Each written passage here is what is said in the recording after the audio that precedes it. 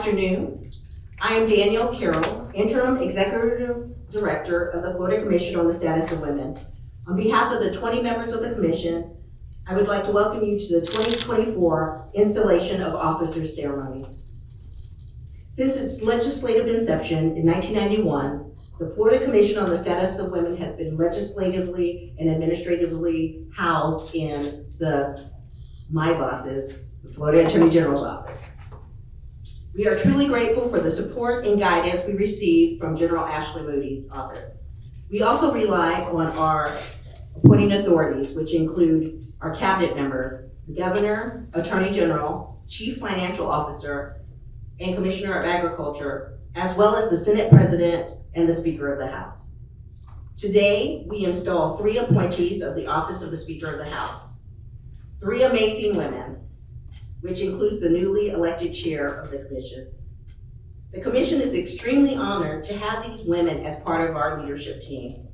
The mission of the Commission is to support women of all ages to achieve their fullest potential. Each of these women fully embody that mission. Since we are at City Hall, we would appreciate it if Mayor Donna Deegan, the first female mayor of Jacksonville, and a true champion for women, would come to the podium and say a few words.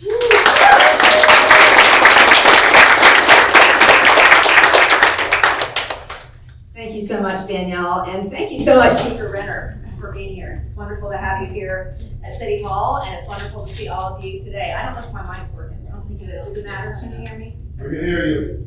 Yeah. Thank you, Darnell. So it is wonderful to be with you today as we celebrate this new installation of female leaders. Really great to see all of you. You look fantastic. The Florida Commission on the Status of Women performs a vital role in advocating for women, girls, and families across our state. They also provide communication and collaborating among hundreds of other organizations working in all 67 counties that are focused on the welfare of all women in Florida. We are thrilled the Commission chose Jacksonville City Hall to hold its 2024 officer installation. And we look forward to the great partnership ahead with Lori Day as the Commissioner's new chair, with Commissioners Bean and Thomas in our greater metro area. Here in Jacksonville, my administration is focused on making our city a great place for women to thrive.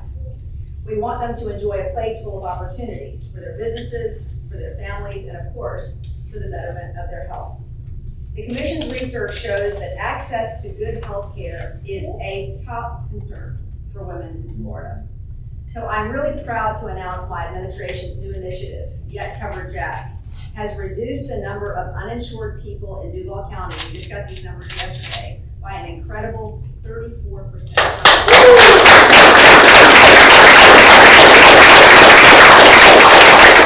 It's just a superb accomplishment connecting women and families to affordable insurance, and that is just so very important to our families. My staffers, Lynn Sherman and Pat McCullough, will also be taking part in the Commission's roundtable event tomorrow here in Jacksonville. I know we're all excited about that. And they'll talk about the work of Get Covered Jacks and other community initiatives that we're putting forward. D'Amica Jackson, Chair of the Mayor's Commission on the Status of Women, will also be speaking as well. Whether it's healthcare, economic concerns, or public safety, we continue to collaborate every day with stakeholders throughout the area on these quality of life issues that are important to both women and men. Let me also brag on the fact that my administration has a number of talented women leading on a range of issues. In fact, I think we have more women leading in this administration than at any time in history. One of them, I don't see everybody, but one of them is our chief.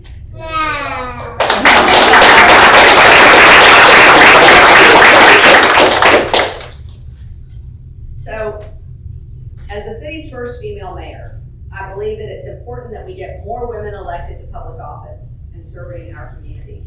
That's why I'm very honored to be here for this installation ceremony today. I want to give a heartfelt congratulations to all the new officers, and I look forward to working with you. Thank you so much.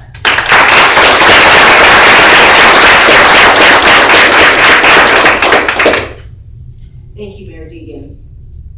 Martin Luther King famously said, "What are you doing for others?" Some people might say, not enough. For others, like Speaker of the House Paul Renner, service towards others is a way of life, a calling, so to speak.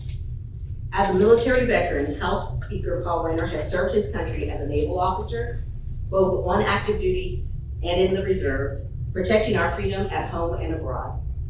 Earlier in his career, Speaker Renner served in Operation Desert Storm during combat operations on board the USS McInerney, and later doing combat operations in Afghanistan in 2011. As a former prosecutor, Speaker Renner has fought to keep us safe as he served the state as an assistant state attorney, during which he prosecuted serious felony offenses. As a business attorney, Speaker Renner has served his community by representing individuals and businesses as their advocate in a broad range of commercial settings. And as a member of the legislature and as Speaker of the House, Speaker Renner continues to serve and advocate on behalf of all the citizens of Florida.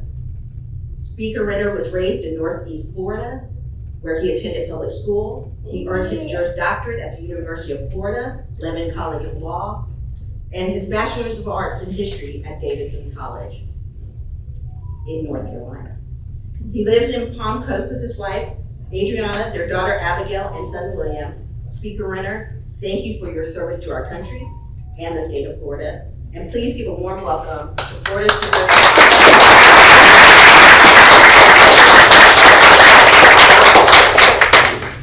Well, it's great to be with you guys, and Mayor Deegan, thanks for hosting us, and we've gotten to know each other a little bit and enjoyed that, and thanks for all you're doing for the city, and as well as being a role model for a lot of women and young girls out there. And Danielle, thank you for the introduction. Well, it's a special day today to be able to have the privilege of swearing in some of our newly elected officers. And as you may or may not know, for those that are new to the commission, it was founded in 1991 and reports to both the governor and the legislature on all things related to the well-being and status of women and girls in the state. And I think from 1991 to present, we've made a lot of considerable progress, and I can certainly say from the political side, it's a source of pride where, you know, years ago you had Tony Jennings and you had people that you'd see one person or two people that you could look to. And now one of the proudest moments for me is running our campaigns. We elected a record number of women, both Democrats and Republicans, and we will have our first female Speaker of the House ever in Jennifer Kennedy in the years to come. And so women are playing a bigger and bigger role in all levels of government. We obviously have a lieutenant governor, we have an attorney general, 3 Supreme Court justices, and countless mayors and city council and commission members, and now a mayor of Jacksonville. So again, congratulations, Mayor. And so today we're talking about a couple other special women, and we have before us in Lori Day and the others, and it was my privilege last year to come and speak to the Women's Hall of Fame when we inducted 3 members: Audrey Sheeler of Amelia Island, Lily Pulitzer, who is a Florida person, and my wife certainly knows a lot about Lily Pulitzer. We had Lily Pulitzer Day at the Capitol, and my special friend Kathleen Pasadomo. You know, we had a very productive couple of years, and I think having a woman of her stature on the other side made all the difference in the world. She has a lasting legacy, both in terms of affordable housing and live local, as well as now this year Live Healthy, which is near and dear to you, Mayor, and many of us. And I would not have had the experience as Speaker been able to accomplish what we could do without her leadership in the Senate. You guys were kind enough to honor her. And that was in part your role, Lori, and the other commission members here. And I'm proud to have appointed you and excited for the leadership opportunity that is ahead of you. But I really do believe leadership is everything. And the fact that you've been selected by your peers says a lot about their confidence in you and your ability to be the face and the messenger for a very, very important organization that's doing great work. And as I said, since 1991 has made tremendous progress as we across our state in all those ways that women are leading. And so I also want to make a special recognition of my other appointee, Jennifer Guy Hudson, who's been a friend of mine, and I would not be at this podium were it not for her. She's the one that broke me into this whole political thing. And I want to thank her for that and all the contributions you've made, not just to this organization, but throughout throughout the time you've been involved in the process. It's really been significant, and it's fun to reflect back on that with you this afternoon. And so with that, let's induct some people. Chairman, if you will come up. And as you know, you have a responsibility now to chair everything, whether it's committees, executive committee, and again, to be the basic voice for women across the state. And if you're ready to undertake those duties, I'm ready to swear you in. Let's do it. All right. Please raise your right hand. I have a simple oath for you guys. It's not like the Navy oath, but you agree to fulfill the duties of the office of chair of the Florida Commission on the Status of Women. I do. That's simple. Congratulations.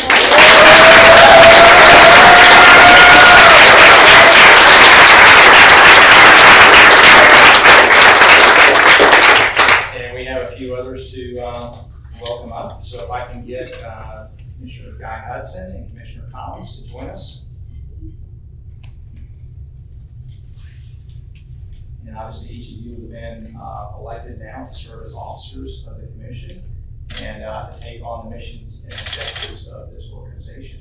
So if you will please raise your right hand and affirm that you will fulfill the duties in your role as an officer of the commission on the status of women.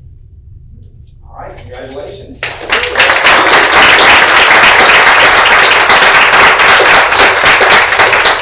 just got to know Commissioner Collins, and she's awesome.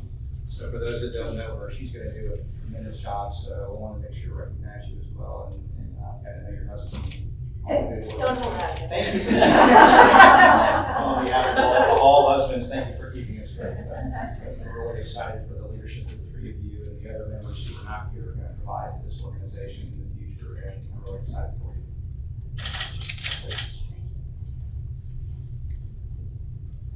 I guess this is me.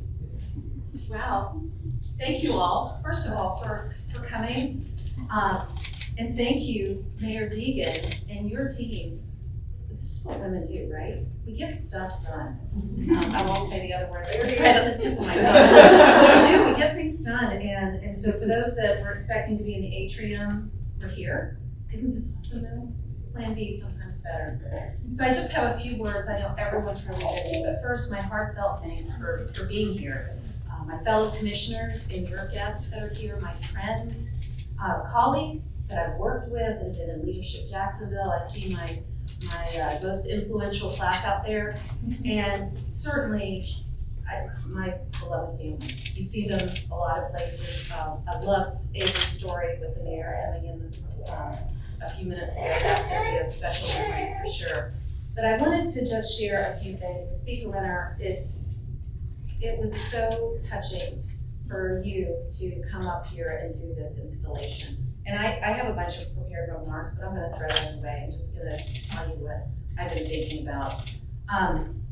We joked, it seemed like there was a little bit of a joke on the Women's Hall of Fame event where Speaker Renner reappointed me. And it was a lot of, hey, remember me?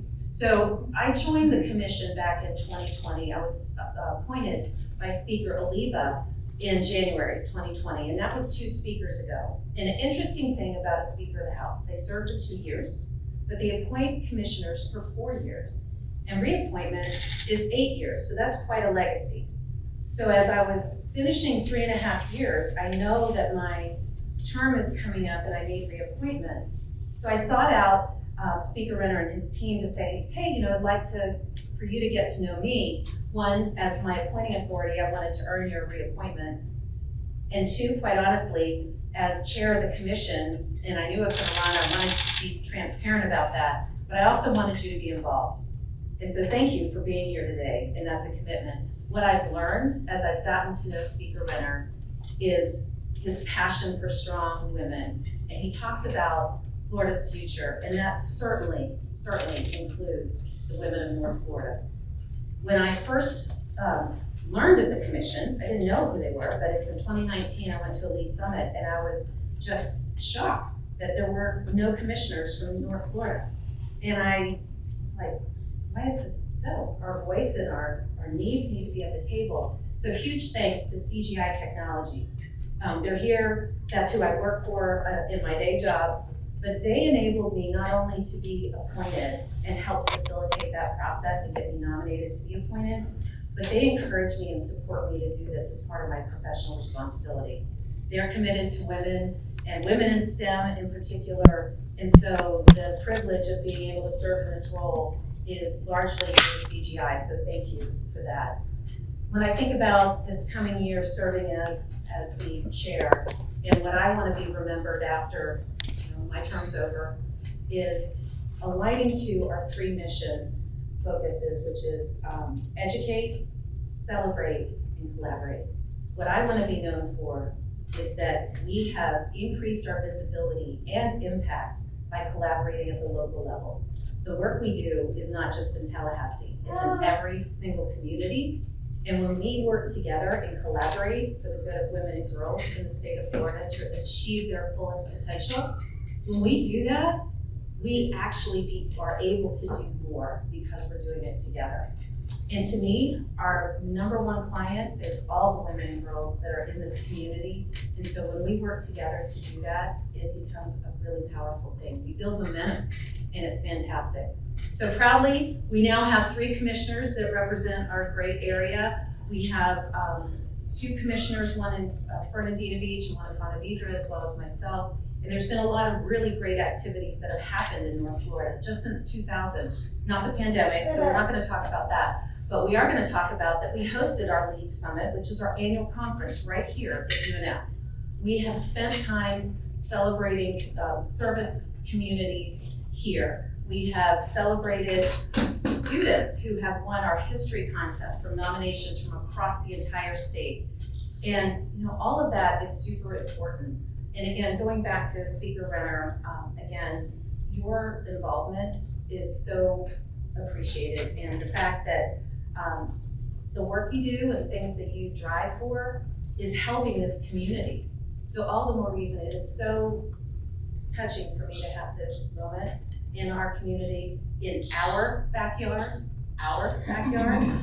And again, the fact that you've helped bring the University of Florida graduate program, the Jacksonville campus right here, all the focus on the nursing programs at UNF and being able to set up a program to keep nurses here in our community, and certainly for the Mayo Clinic to be added to the Mayor DeSantis's Cancer Research Fund is huge.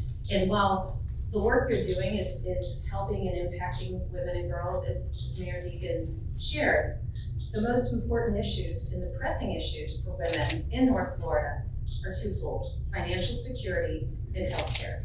And they're very much intertwined. And so the fact that those type of things that you're doing and leading, and what Mayor Deegan is doing and leading right here, are definitely making an impact, and we look forward to partnering with that.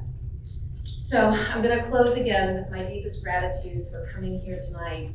A million other things everyone could be doing, and I sincerely appreciate the support. Our job is to create mechanisms to influence change, so you all are officially influencers, and you're part of our mission, so thank you for that. And I wanna thank everyone again, the hospitality of coming here, and with that, I'm gonna close our evening. Thank you.